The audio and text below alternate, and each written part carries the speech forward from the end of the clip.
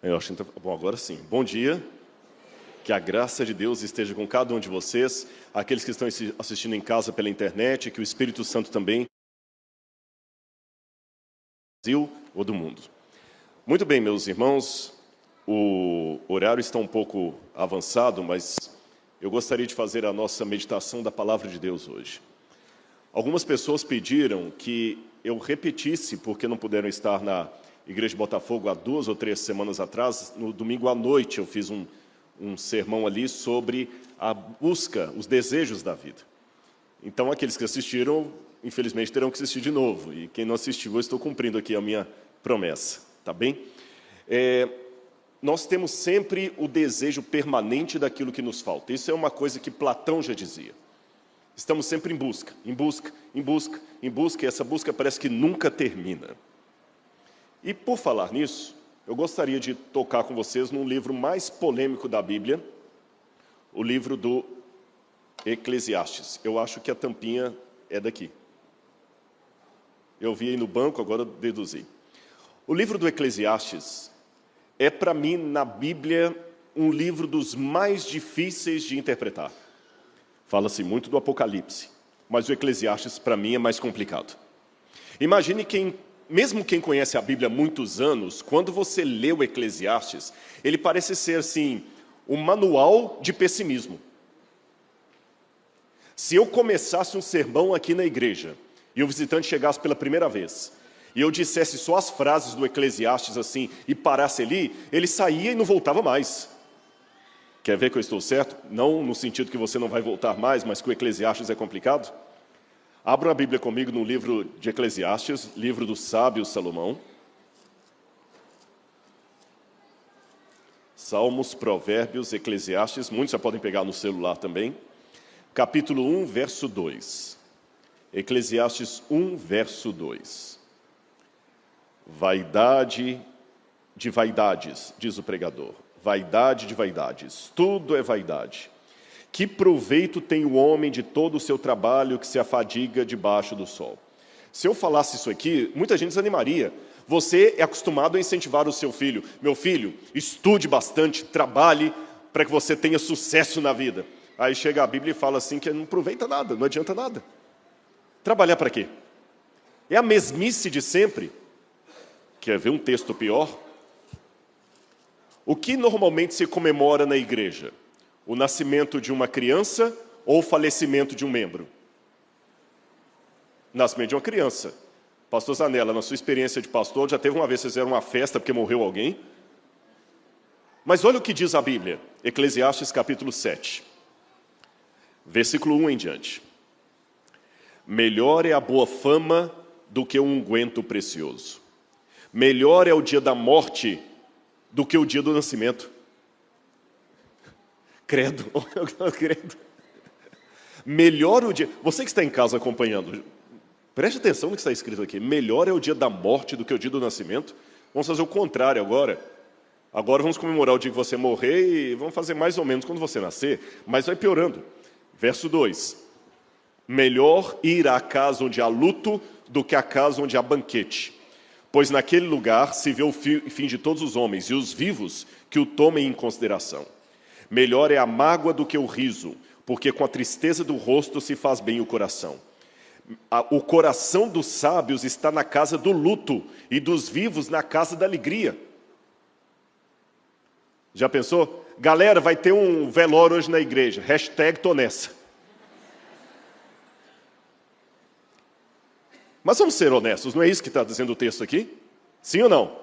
Eu não estou inventando, eu estou lendo. Como é que a gente resolve isso? Então, gostaria de falar um pouco com vocês, nessa nossa busca por algo, a respeito de uma comparação entre Salomão e os chamados filósofos do pessimismo. Eu vou me concentrar especialmente em Nietzsche e Schopenhauer. Eu sei que alguns, talvez, que estão assistindo de casa, ou mesmo aqui, se surpreendam. Talvez você imaginaria assim, eu nunca esperaria escutar um pregador na igreja falar que vai dizer de Nietzsche e Schopenhauer. Eu ouço de Nietzsche na faculdade, mas numa igreja, num sábado de manhã, com Bíblia aberta, o que esse camarada pode pegar de Nietzsche que ele vai levar para o púlpito? E o que ele pode concordar com Nietzsche? Agora eu vou até surpreender. Nietzsche, segundo os melhores intérpretes dele era ateu. Alguns pensam que ele não era bem ateu. Ele falou da morte de Deus, assim diz Zaratustra, o anticristo. Nietzsche proclama a morte de Deus. E Schopenhauer também era ateu, filósofo ateu, os dois alemães. E tem outros que eu podia citar aqui. E vou começar o meu sermão dizendo que eu concordo com esses filósofos.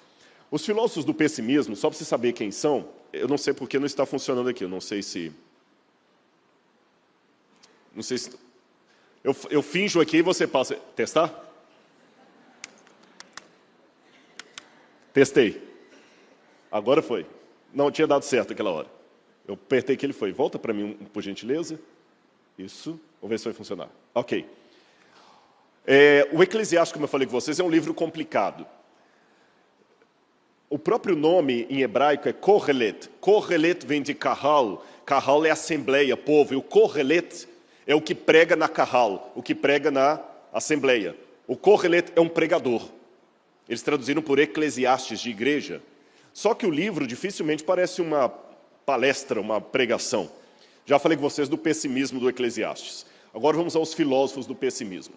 Os filósofos do pessimismo, chamados filósofos trágicos, foram filósofos que começaram a existir a partir do século XIX em diante, como Schopenhauer, Kierkegaard. Schopenhauer pega o século XVIII ali, Kierkegaard, Nietzsche. Você tem até escritores modernos como...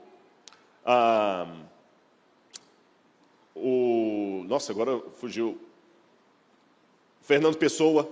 Fernando Pessoa era um pessimista. José Saramago, outro pessimista. Nós temos vários pessimistas. A escola de filosofia pessimista, em outras palavras, é uma escola maiormente fundada por ateus. Clóvis de Barros é um filósofo pessimista. É fundada por ateus que são honestos com o ateísmo deles, a ponto de dizer, não compensa o estilo de vida que nós temos.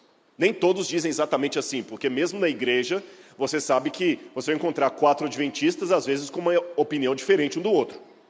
Então, na escola pessimista também, você vê, às vezes, Nietzsche criticando Wagner. Quem é da área da música, Wagner era um pessimista. Nietzsche critica Wagner, mas aprendeu com Wagner. Nietzsche critica Schopenhauer, mas aprendeu com Schopenhauer.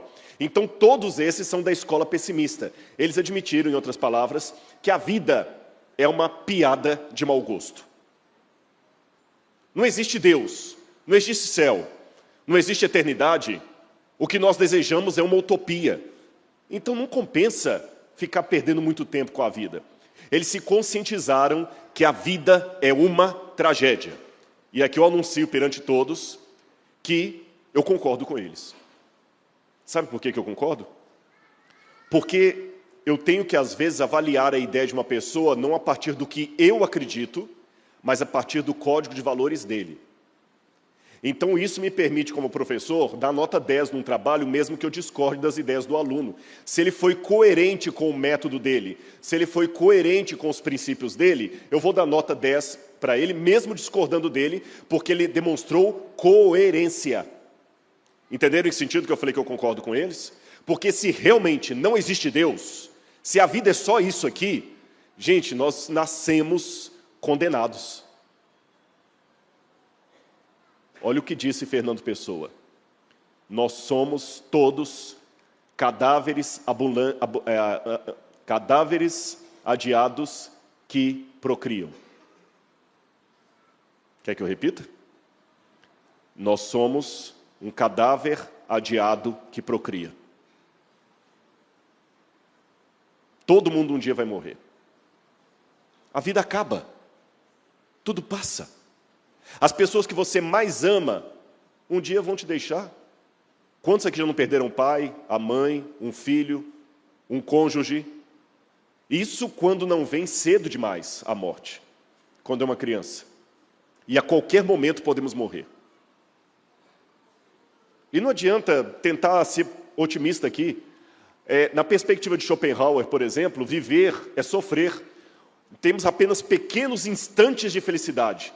Olha como é que o Schopenhauer colocava. Ele dizia assim, olha o que é a vida.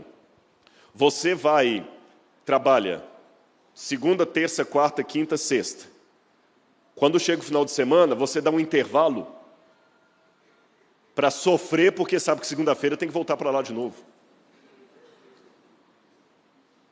E ele ainda dizia mais, Schopenhauer, a vida é uma constante oscilação entre a ânsia de ter e o tédio de possuir.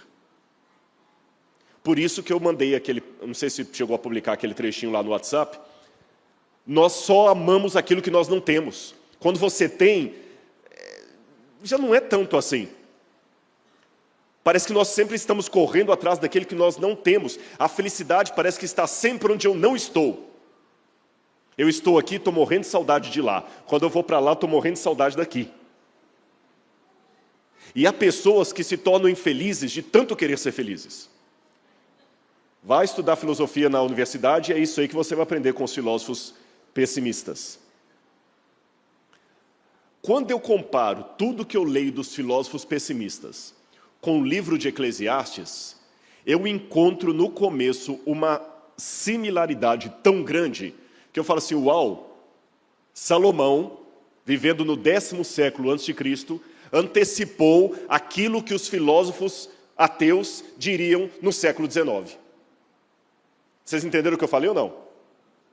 Se você estudar na Universidade Federal do Rio de Janeiro, se você estudar em São Paulo, na USP, os professores ateus vão mostrar para você a escola dos filósofos pessimistas. Nietzsche é um clássico deles. Não vale a pena. Só que dificilmente um professor vai dizer para você que muito antes de todos aqueles filósofos, Salomão já diz isso na Bíblia. E quando você vai para o hebraico, o verso 2 que eu li para vocês, vaidade de vaidades, diz o pregador, tudo é vaidade, ele fica mais potente ainda. Lá você tem justamente a palavra que começa dizendo Havel, Havalim. Havel, Havalim, em hebraico, é que eles traduziram por vaidade de vaidades. Agora eu vou traduzir o hebraico para vocês. Sabe o que é Havel em hebraico? Sopro, suspiro, névoa. Mas não é sopro desse jeito aqui, ó. Isso é ruach em hebraico. O Havel é isso aqui, ó. Sabe quando você está chateado da vida? Aquele dia que tudo deu errado, aí você sente assim. Sabe como é que chama isso em hebraico? Havel. Que os tradutores traduziram por vaidade. Vaidade é aquilo que vai e que passa. Então Salomão falou o seguinte, a vida é como se fosse um sopro, um suspiro, um sopro de sopro. Acabou. Isso que é a vida. Tudo passa, tudo acaba. Havel, Havelim, amor, Kohelet, diz o pregador. Havel, Havelim, tudo é Havel. Tudo é suspiro. Passa. E vocês que são mais jovens vão ver como passa mais rápido depois que você faz 40 anos. É incrível. Eu vou fazer uma licença poética à física de Einstein para falar da relatividade do tempo no sentimento. Quando você é criança, como aquelas que vieram aqui com a arca e outros que estão sentados aqui, quando é criança desse tamanho assim, o tempo demora a passar. O seu aniversário não vem nunca. O próximo Natal, nossa! Depois que você, enquanto você é criança, você só conhece 2 tipos de pessoas. Os velhinhos e os jovens como você. E eles vão crescendo com você. Mas você já viu aquele senhor velhinho? Até é difícil imaginar que um dia ele foi jovem. Depois que você passa dos 30 e poucos, 40, você começa a notar uma coisa. Em primeiro lugar, pela primeira vez na vida, você consegue entender na prática o que é a lei da gravidade de Newton. Antes você entendia a teoria da gravidade, agora você entende a lei da gravidade. Só uma paráfrase. Antes você entendia a teoria da gravidade, agora você entende a lei da gravidade. Começam a aparecer dores no seu corpo que você não tinha. Marcas de expressão que você não tinha. E mais, você vê as pessoas envelhecendo. Você vê as pessoas envelhecendo, você vê o processo, você testemunha. E o tempo começa a ficar rápido. Nossa, mãe, você lembra que eu estava... Já tem 2 anos que a gente encontrou lá. 2 anos? Já passou isso, já? É verdade ou não é? Aí você vê que realmente tudo passa muito rápido. Rápido demais. Quem assistiu o filme Sociedade dos Poetas Mortos? Esse filme é um filme baseado na filosofia pessimista. Carpe diem, aproveite o dia, porque isso aqui é tudo que você tem. E como eu falei ao citar o Fernando Pessoa, nós somos um cadáver adiado que procria. Olha essa cena, bonita e triste ao mesmo tempo. Bonita e triste. Essa aqui é Rosa Camfield, uma americana, norte-americana, moradora do estado do Arizona, em Chandler, e ela comoveu os internautas quando ela segurava uma pequena Kelly, uma nenenzinha, no quarto do hospital, e essa senhora tinha 103 anos. 103 anos. Segurando uma bebê. Ali você vê 2 extremos de vida. Linda a foto, não é? Mas triste. Porque aqui você vê o início da vida e o fim dela. E esse bebezinho, um dia, vai ficar desse jeito, se não morrer antes. Imagine que você está condenado à cadeira elétrica. E eu chego para você e falo assim, eu tenho 2 notícias para você, uma má, outra ruim. Você fala o seguinte, dá a notícia ruim primeiro. O juiz não tirou a sua sentença, você vai morrer na cadeira elétrica. E a notícia boa é que ele adiou a pena em 3 dias. Você tem 3 dias para curtir a vida. Adianta alguma coisa? Você vai ter 3 dias tão angustiados que você não vai curtir. Pois você nasceu condenado, porque um dia você vai morrer. Ou vai perder alguém que você ama. Então, é isso aí que eu leio em Eclesiastes, eu leio em Nietzsche, eu leio em Schopenhauer. Olha o que dizia o Schopenhauer. A vida e a morte, o nascer e o morrer, é o maior jogo de dados que conhecemos. Ansiosos, interessados, agitados, assistimos a cada partida porque a nossos olhos tudo se resume a isso. A natureza, pelo contrário, que é quase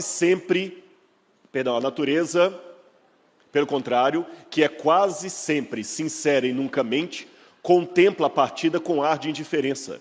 Não se preocupa com a morte ou com a vida do indivíduo, entregando a vida do animal e também do homem a todos os acasos, não fazendo o mínimo esforço para o salvar. E Nietzsche fala, veja bem, coitado do inseto, ele está lá sem querer, ele é esmagado. A vida parece que não está nem aí. A vida está todo dia dando vida e matando. No livro Dores do Mundo, ele fala que a melhor coisa que nós temos é a luta por uma vida com a certeza que nós vamos ser vencidos. Você luta para curar aquela doença, mas um dia a pessoa vai morrer de qualquer jeito. O Nietzsche. Os homens não têm de fugir à vida como os pessimistas, mas como alegres convivas de um banquete que desejam suas taças novamente, cheias girão a vida uma vez mais. E Nietzsche fala, nós temos a arte para não morrer de verdade. A recompensa final dos mortos é não morrer nunca mais. Deixa eu fazer a diferença entre o Nietzsche e o Schopenhauer para vocês. O Schopenhauer era pessimista, e por ser pessimista, ele não queria graça com a vida. Ele era triste, deprimido. O Nietzsche era um pessimista, mas ele queria ficar embriagado. O Nietzsche falava assim, eu vou morrer, mas eu vou morrer dançando e pulando como os bodes da mitologia grega. Por isso que o Schopenhauer ficava falando assim, não adianta viver, não adianta viver, não adianta viver. O Nietzsche dizia, de fato não adianta viver, mas já que estamos aqui, vamos tomar um trago. O Nietzsche foi, por esta razão, um boêmio. Ele vivia em prostíbulos, com prostitutas, inclusive alguns pensam que a morte dele que piorou o estado mental dele, porque ele contraiu doença sexualmente transmissível nos bordéis que ele frequentava, bebia todos os tipos de bebida que você podia ter e odiava a sobriedade. O Nietzsche dizia assim, a sobriedade machuca, é melhor ficar bêbado.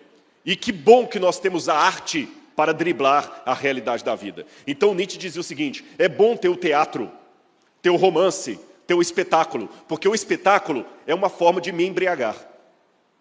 Não é entretenimento, é me embriagar, que enquanto eu estou assistindo aquilo ali, eu não estou pensando na vida. Então, quanto mais diversão, melhor.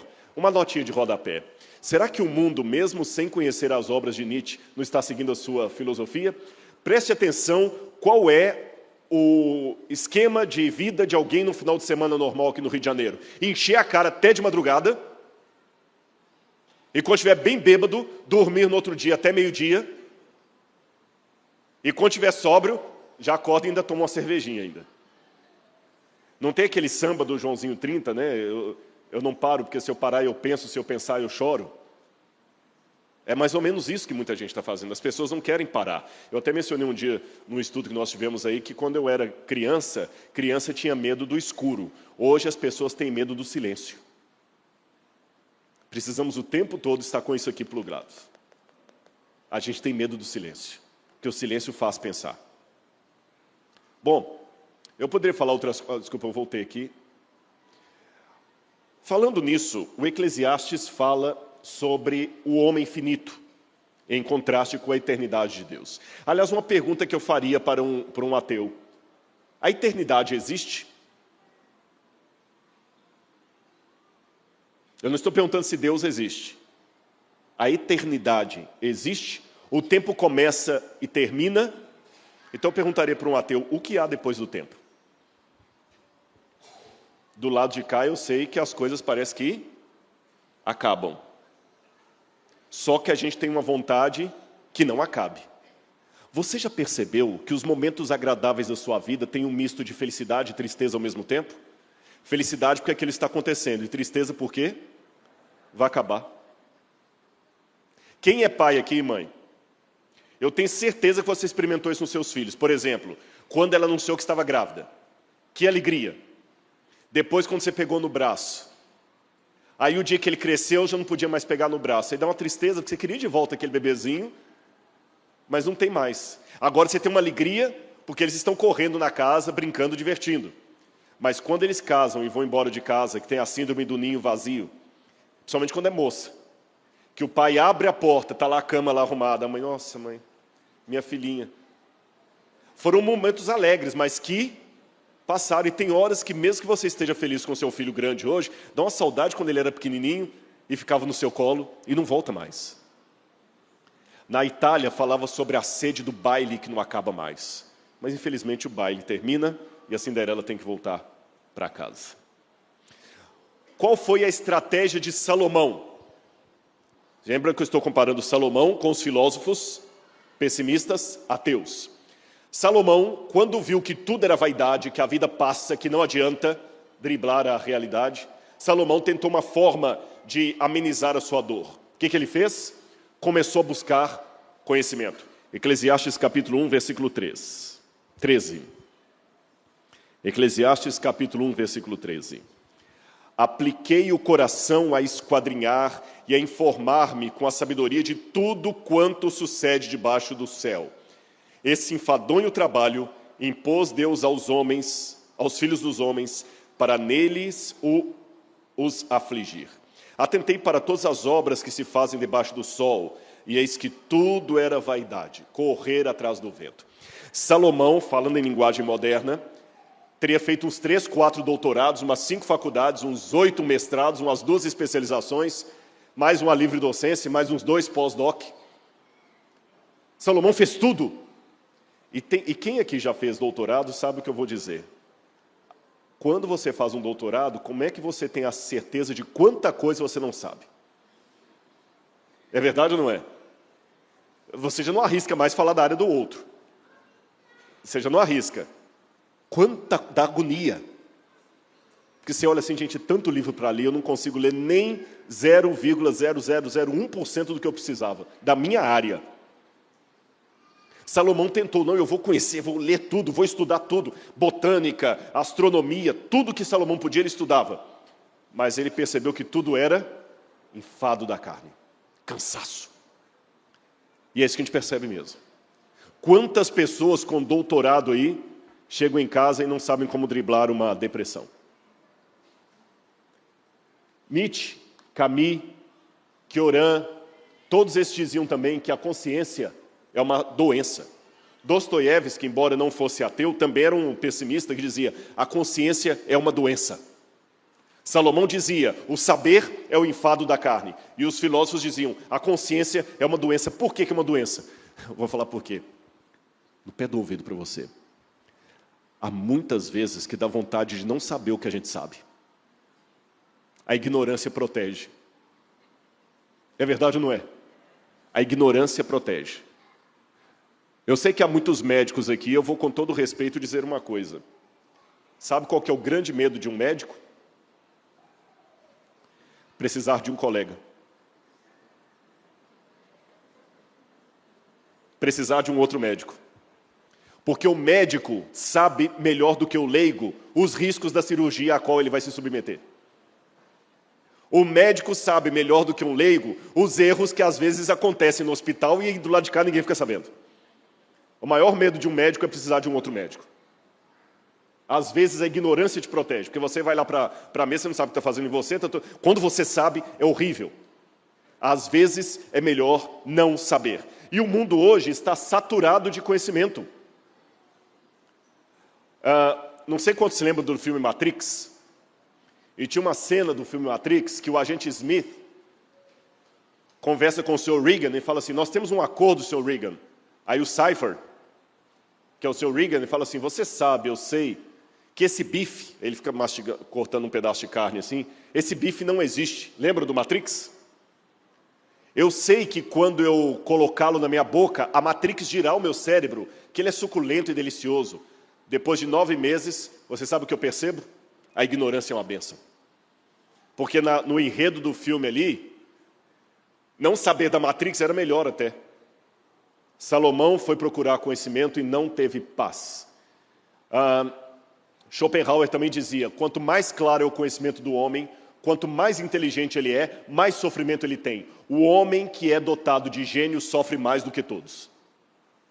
E querem ver como é que o mundo hoje está cheio de informação? Tem um autor chamado Wayne Luke, que ele escreveu uma pesquisa sobre o acúmulo de conhecimento que nós temos hoje no mundo, e diz que o excesso de informação está provocando uma angústia típica dos tempos atuais e levando à conclusão de que, às vezes, saber demais é um problema.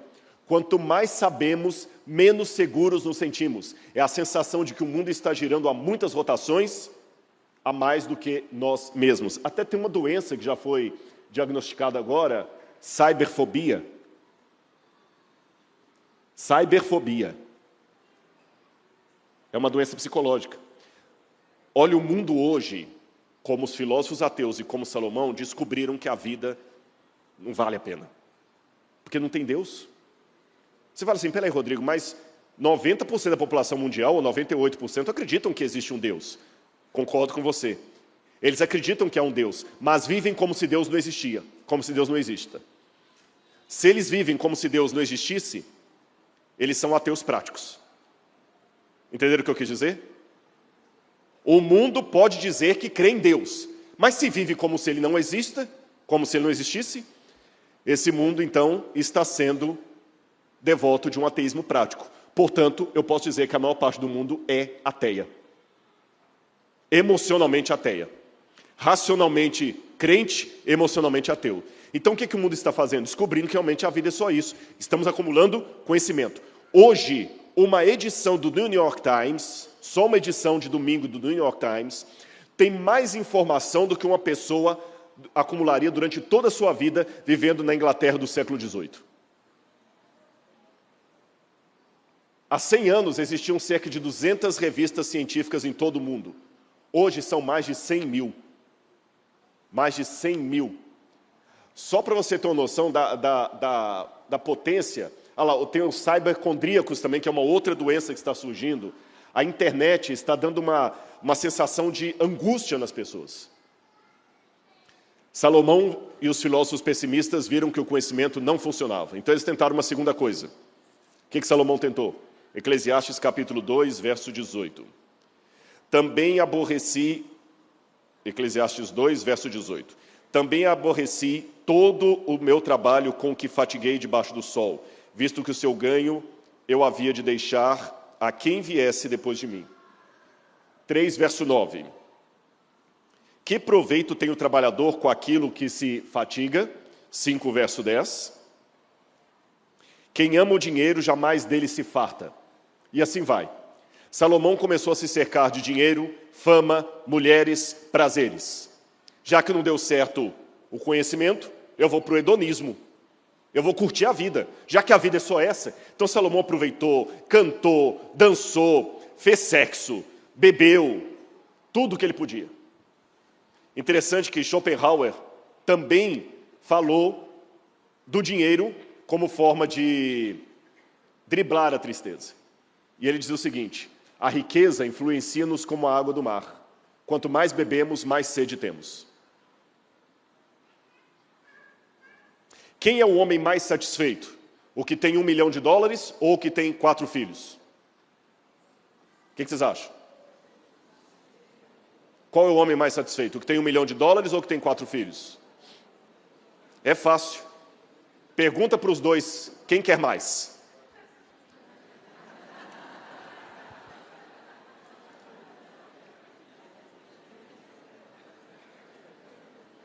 Apenas para vocês pensarem.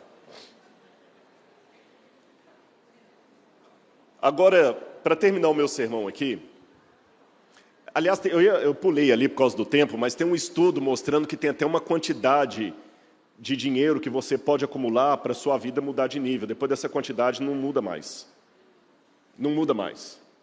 Você pode ter o mesmo padrão, não vai mudar mais do que aquilo. E realmente, chega uma hora que, lembra a ânsia de ter e o tédio de possuir? Ok. E aí, o que nós fazemos, Rodrigo? Eu sei que o horário está avançado, mas se eu parar aqui, eu vou deixar vocês um pouco angustiados. O Kafka, que era um filósofo pessimista, ele já contou isso como sendo o Kafka e como sendo o Eclesiastes. Eu já ouvi essa história baseada nos dois. Que uma vez um menino chegou para o Kafka e falou assim: Kafka, desculpa, um adolescente, eu não estou entendendo a sua filosofia. Ele era pessimista, né? Ele falou assim: ainda bem, se você entendesse, você se suicidaria. Então, se eu parar aqui, muita gente vai querer cortar os pulsos depois desse sermão. Fiquem tranquilos, então, que agora, ao final, eu vou dizer para vocês onde Salomão e os filósofos ateus se distanciam. Está aqui, Eclesiastes, capítulo 3, versículo 11. Salomão percebeu que juventude, dinheiro, fama, conquistas, todos eles um dia, eventualmente, nos abandonarão. A juventude um dia vai embora, as conquistas também. Pode olhar, antes de eu continuar de ler o trecho da Bíblia aqui, vocês já viram o campeonato só é comemorado até o time ganhar o bi. Quando eles ganharem o bi, ninguém comemora mais o campeonato. Depois que eles ganharem o tri, ninguém comemora mais o bi. Aquilo que você tem de legal só é comemorável. Quer mais um exemplo? Eu sei que eu estou numa igreja de pessoas cultas. Quem ganhou, vocês sabem me dizer de cor o nome dos 3 últimos ganhadores do Prêmio Nobel de Medicina? Não vale olhar no Google. Não sabem? O ganhador dos 3 últimos Oscars de melhor diretor. Alguém sabe? O ganhador pelo menos do último prêmio Pulitzer de jornalismo. Não sabem? Fiquem tranquilos, não é porque vocês são ignorantes. É para vocês verem que até os melhores prêmios do mundo caem no anonimato. Agora, se eu pedir para você, cita para mim de cor o nome de 3 pessoas que marcaram positivamente a sua infância, não precisa nem de decorar. Sabem por quê? Os prêmios passam, mas as pessoas que se importam comigo são as que ficam. Essas que permanecem. Aquela professora, aquela que cuidou de você na infância, essa que fica. Prêmio passa. Juventude passa. A questão é, podem essas coisas que terminam em desaparecimento ser o bem real que minha alma busca? Aí Salomão já tinha dado a resposta aqui no início do livro, Eclesiastes capítulo 3, verso 11. Tudo fez Deus formoso no seu devido tempo. também pôs a eternidade no coração do homem. Deus pôs a eternidade no coração do homem. Em hebraico a palavra olam. Olam é a eternidade, a sede pelo eterno. Os filósofos pessimistas também perceberam isto, mas como eles não aceitam a existência de Deus, eles insistem em dizer que a nossa sede por eternidade é uma utopia, é uma sede inútil, porque nunca haverá essa água para driblar essa sede que eu tenho. Salomão dizia, não há um Deus, e essa sede pode ser sanada. Aqui está a diferença entre Salomão e os filósofos pessimistas. Porque como os filósofos pessimistas acham que não existe Deus, a minha carência é uma carência por algo que não existe. Salomão disse, não, a carência é por algo que existe, e faz mais sentido. Sabem por quê? Vocês sabem que o nosso organismo não sintetiza a vitamina C. Mas eu preciso da vitamina C para sobreviver. A vitamina C existe do lado de fora. O meu organismo não produz oxigênio. Ele busca oxigênio de fora. O oxigênio existe. Eu preciso de vitamina C, ela existe. Eu preciso de oxigênio, ela existe. Eu preciso de afeto, outro ser humano existe para me dar o afeto. Tem o órgão sexual masculino, tem o órgão sexual feminino. Tem o coração, tem a veia. Tudo o que o seu corpo precisa, seja de físico, seja de emocional, que for vital para a sua sobrevivência, existe em algum lugar. É uma lei lógica. Se um organismo vivo precisa de algo que não existe, esse organismo vai morrer em pouco tempo. Concordam comigo? Então, pelas leis da biologia e da psicologia, tudo o que o meu organismo precisa para ficar vivo, existe em algum lugar do lado de fora. E meu organismo também pede a eternidade. Ele pede Deus. Aí os ateus dizem que Deus não existe. Isso é tão estúpido como dizer que o seu organismo precisa de vitamina C, mas a vitamina C não existe. Então como é que você está sobrevivendo?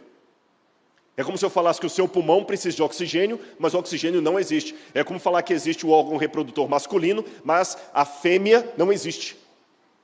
Não faz sentido isso. Se eu tenho buraco, é porque existe aquilo que preenche o buraco. Então existe um vazio com forma de Deus no coração do homem. E Salomão falou, pelo fato desse Deus existir, eu posso celebrar a vida. Não com apenas acúmulo de coisas, não apenas com acúmulo de conhecimento, não apenas com acúmulo de prazeres, mas sabendo que, se Deus existe, vale a pena viver, mesmo com os problemas dessa vida. Enquanto Nietzsche queria ficar dopado e morrer dançando, enquanto Schopenhauer se debruçava num quarto fechado, enquanto Fernando Pessoa escrevia poemas falando da desgraça de viver, Salomão dizia, de tudo que se tem ouvido, a suma é, teme a Deus e guarda os seus mandamentos, porque Ele vai trazer o juízo. Trocando em miúdos, para o filósofo pessimista, aquilo de bom que acontece na sua vida é tudo que você tem. Ele fala com você assim, está feliz? Estou. Então aproveita que é só isso, acabou.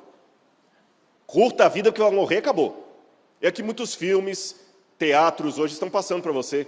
Olha, aproveita, porque quando você ficar velho, você vai arrepender do que você não fez, vai arrepender dos amores que não teve, dos prazeres que negou. Faça tudo, porque a vida é só essa. Numa paráfrase, é como se você fosse comigo a um restaurante e eu te desse um pratinho, você está com muita fome. Aí eu te dou um... Como é que chama quando a pessoa está com fome?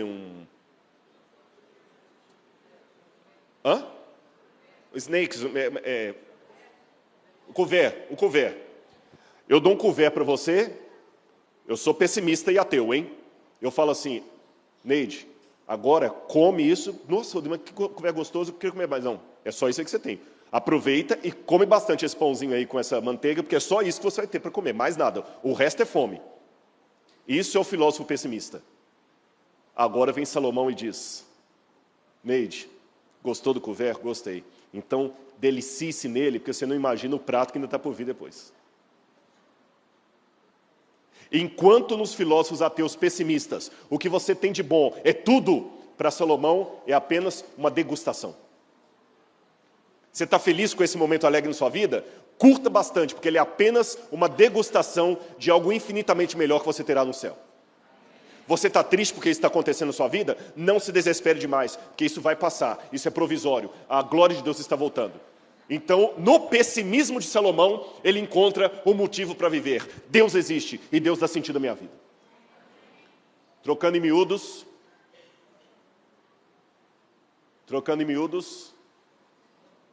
eu aprendo com Salomão uma coisa que Dostoiévski escreveu. Todos nós somos pássaros. Nós olhamos a gaiola e prestamos atenção nas nossas asas e temos vontade de voar. Mas para alçar voo, o pássaro tem que enfrentar o desconhecido, o abismo, a falta de certeza, porque não tem nenhum cabo de aço segurando as asas dele. Ele está no vazio, no nada, ali no meio do nada, só o ar e o vento. O pássaro que segue a filosofia de Salomão voa pela fé. Mas o pássaro que segue a filosofia dos ateus fica dentro da gaiola, porque a gaiola é onde moram todas as certezas. Na gaiola é método científico, tudo é verificável. A comida é certa, todo dia o seu dono está colocando lá. Na gaiola você não precisa enfrentar o vazio, não precisa enfrentar o nada. Na gaiola não há o desconhecido, na gaiola não há o mais além. A gaiola é o mundinho dos ateus. O universo é tudo o que existe, existiu e existirá. Não existe nada além do universo. Então aproveita, a sua vida é a única que você tem. Então coma, desfrute, coma e sofra, porque acabou. Mas o de Salomão não. Ele voa, porque ele sabe que tem um céu esperando lá fora. E diferente do que os ateus disseram, a minha vontade de voar não é uma utopia. Foi o Criador que colocou em mim. E se eu posso abrir asas, é porque eu posso voar. Se eu tenho desejo pelo céu, é porque o céu é uma realidade. É por isso que, apesar de admirar muito a inteligência de Nietzsche, Schopenhauer, Fernando Pessoa, Saramago e outros, eu ainda prefiro ficar com Salomão. O velho e sábio Salomão. Vaidade de vaidades, diz o pregador. Tudo é vaidade. Mas uma vaidade no sentido da degustação. Tudo que você tem de ruim vai passar. E o que você tem de bom, degustação. O céu será melhor.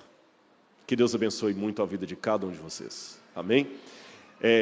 Eu queria chamar o pastor Zanella aqui e o doutor Aloísio para nós fazermos uma entrega muito especial aqui. E eu quero dar um testemunho para vocês de 1 minuto aqui e fazer um agradecimento a Deus. Semana passada nós tivemos o privilégio de acompanhar o batismo dos mais novos membros da Igreja da Barra. Só que eles preferiram batizar no IPAI. E nós demos estudo bíblico para o Patrick e para o Milton. E ontem nós começamos já um outro estudo, né? Lá com outras pessoas também, né? Isso, Christian, Carol, a Neide também estava lá. E quem sabe, não quero cantar a vitória, quem sabe no futuro a gente não pode repetir isso aqui, Christian, não sei. Não sou profeta, viu, Carol? Mas a gente falou ontem sobre dom de profecia, né? Eu posso ser tomado profeticamente, viu? Eu sei o seguinte, eu queria chamar o Christian e o Milton aqui, por favor. Podem vir aqui à frente. Sabe por que eu fico feliz quando eu vejo as pessoas decidindo ao lado de Cristo assim? Às vezes as pessoas perguntam assim, eu preciso estar na igreja para ser salvo? A resposta óbvia é, não, porque quem salva é Jesus. Concordam comigo? Então por que a gente chama as pessoas para virem para a igreja? Por 2 motivos. Primeiro, você tem tantos talentos, uma pessoa tão encantadora, que se eu estivesse jogando bola na rua, eu queria que você estivesse no meu time. Claro que... Por que não? Não é que você precisa da igreja, talvez, para ser uma pessoa melhor.